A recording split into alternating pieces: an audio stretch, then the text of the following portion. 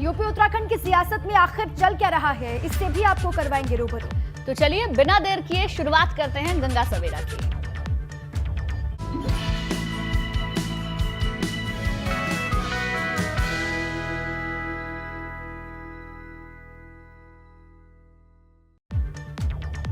आगे बढ़ते हैं, शुरुआत बड़ी खबर के साथ करते हैं। बुलंदशहर में तेज रफ्तार से आ रहा ट्रक पलट गया और उसमें भीषण आग लग गई।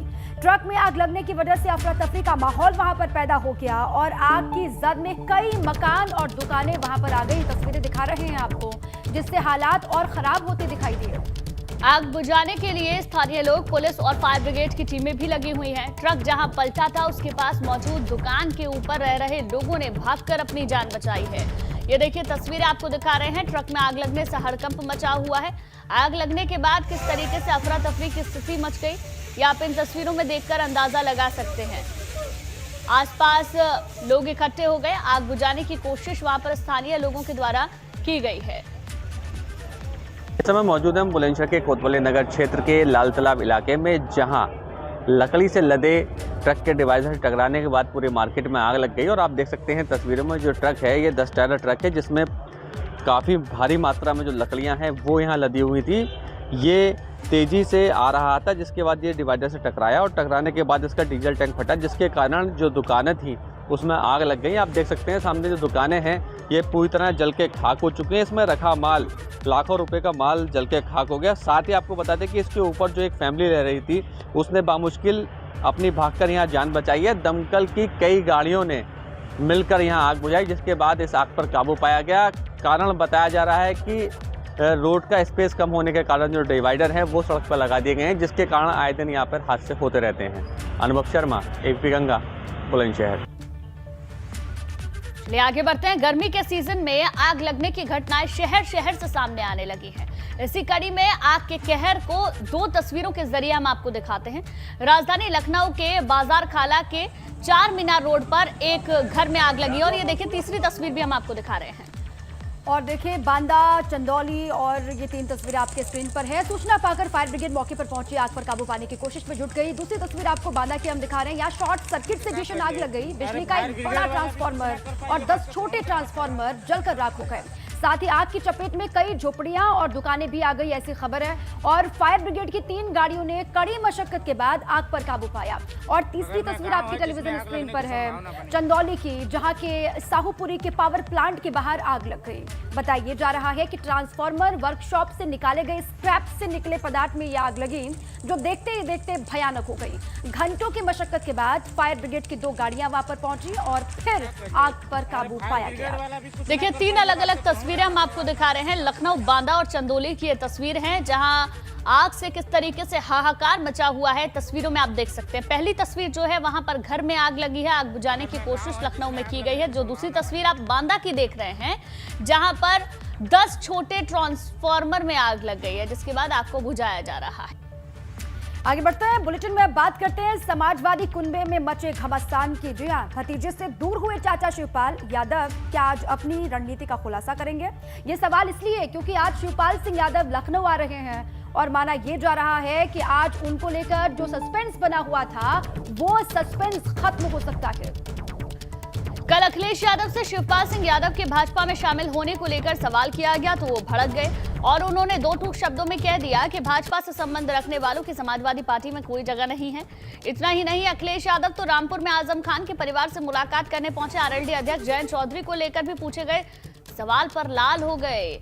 दरअसल कल जयंत चौधरी आजम के परिवार से मुलाकात करने के लिए पहुंचे थे और उस दौरान उन्होंने कहा था कि मैं आजम के परिवार के साथ हूं, इस दुख की घड़ी में मैं उनके साथ हूं। और जब अखिलेश यादव से मीडिया ने इसको लेकर सवाल किया तो उस पर भी नाराजगी जताते हुए अखिलेश यादव नजर आए। इसके साथ साथ शिवपाल सिंह यादव के सवाल पर भी उन्होंने नाराजगी दिखाई। वो बड़ा सवाल नहीं है। वो देखिए, जो बीजेपी से मिलेगा वो समाजवादी में नहीं रहेगा। ये जैन जी से पूछिए, मुझे नहीं पता। ये अच्छी बात है, ये अच्छी बात है मिलना, लेकिन ये अच्छी बात है मिलना परिवार से, लेकिन बड़ा सवाल ये है, नहीं मैंने नहीं भेजा।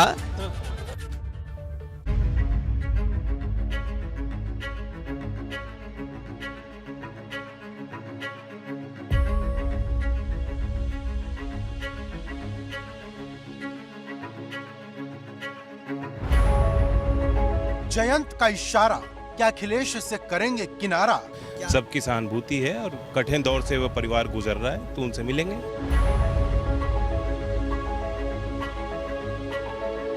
45 मिनट की मुलाकात, अब्दुल्ला को मिला जयंत का साथ। अब्दुल्ला से बात की, मैंने महसूस किया कि बहुत कम उम्र में एक अच्छे मनोबल वाले एक जनप्रतिनिधि जनता को मिले हैं।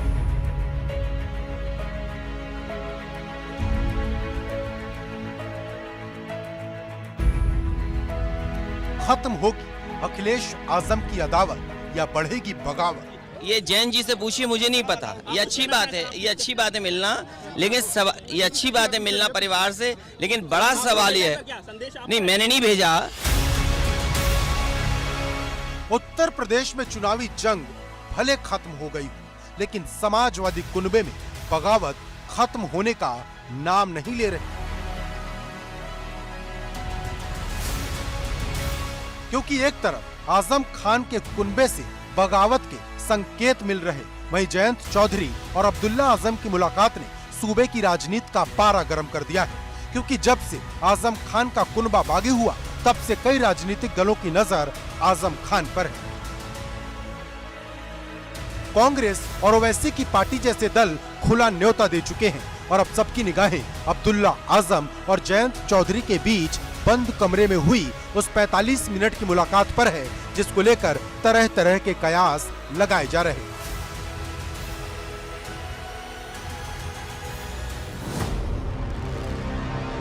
कयास नंबर 1, क्या जयंत अखिलेश यादव और आजम खान के बीच छिड़ी बगावत को खत्म करने पहुंचे थे? हालांकि इसकी संभावनाएं कम नजर आ रही। कयास नंबर 2, क्या जयंत दूसरे दलों की तरह आजम खान की फैमिली को अपने दल में शामिल होने का न्योता देने तो नहीं गए थे?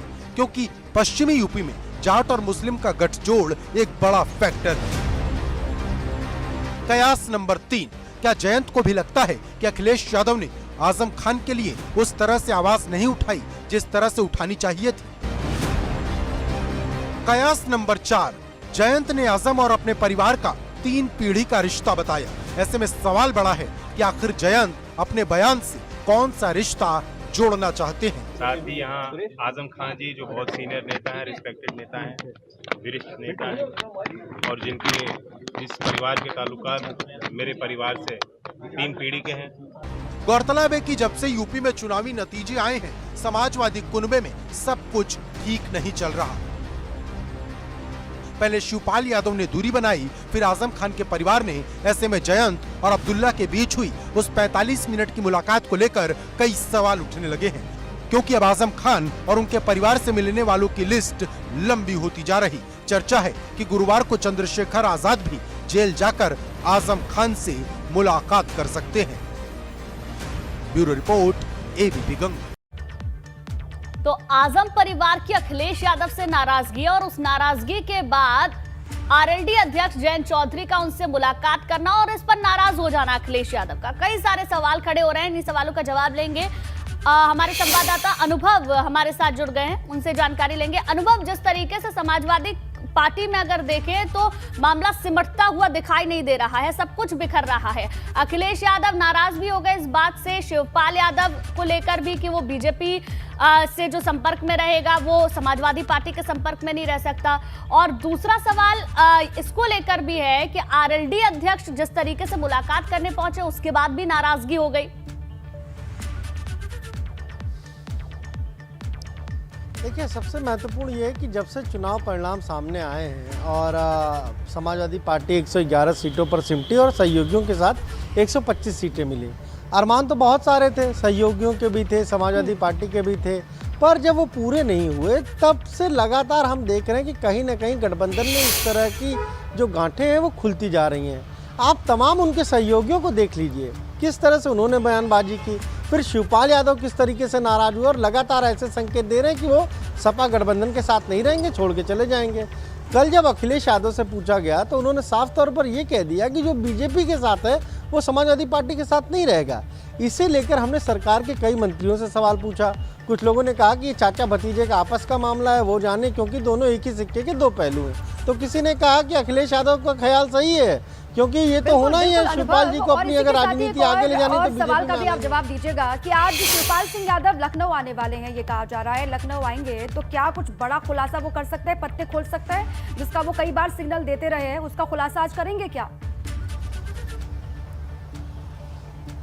देखिए, लगभग एक हफ्ते से शिवपाल यादव जो है वो इटावा में थे और कल देर रात वो वापस आ गए हैं, पर हमने उनसे बात करने की कोशिश की। उन्होंने फिलहाल इस पर कोई प्रतिक्रिया अभी नहीं दी है, पर इतना ज़रूर है जिस तरीके से कल अखिलेश यादव ने जवाब दिया। अब आजम खां का सवाल जब पूछा तो उन्होंने 3 चीज़ें कही। क्या कहा?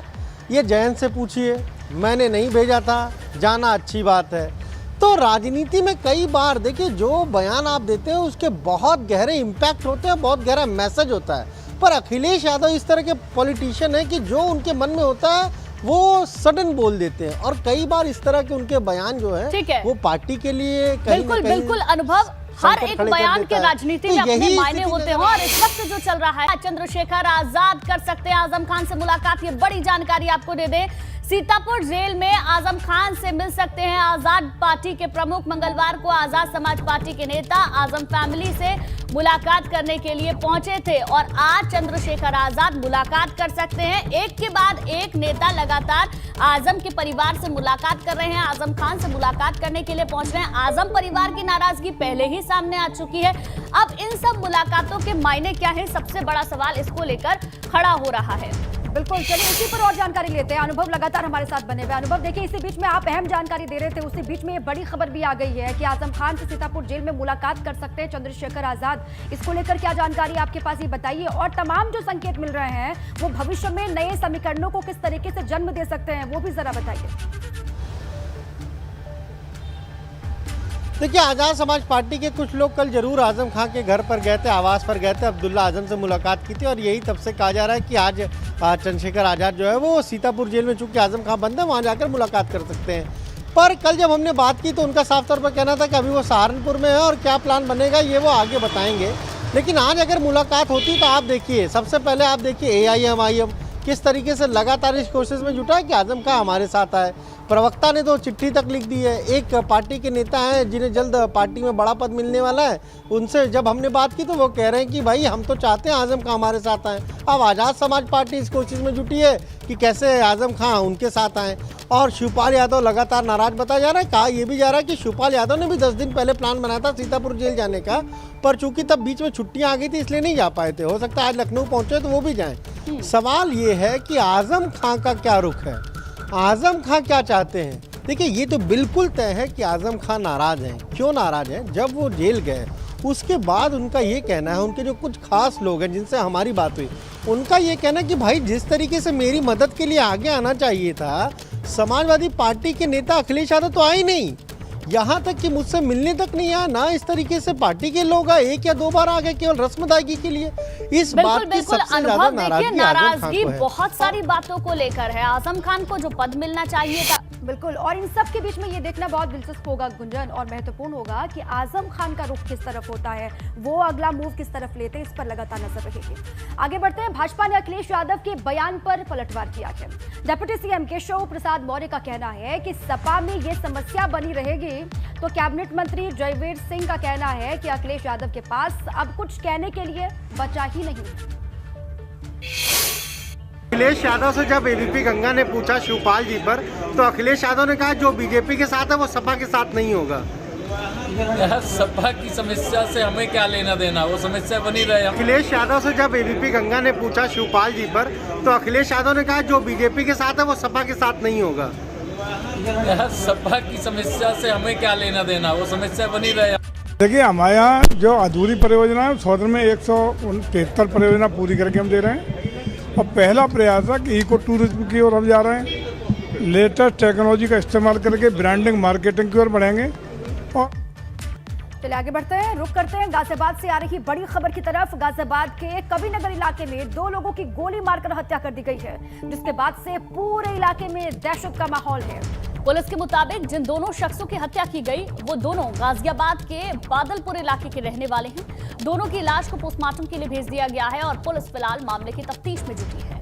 गाजियाबाद में बढ़ती वारदात पुलिस के लिए बड़ी चुनौती बनी हुई है, तो पुलिस ने दोनों की जो लाश है उसको पोस्टमार्टम के लिए भेज दिया है। वारदात की तफ्तीश में गाजियाबाद पुलिस जुटी हुई है। अब लगातार जिस तरीके से वारदातों में इजाफा हो रहा है वो बहुत बड़ी चुनौती है पुलिस प्रशासन के लिए भी।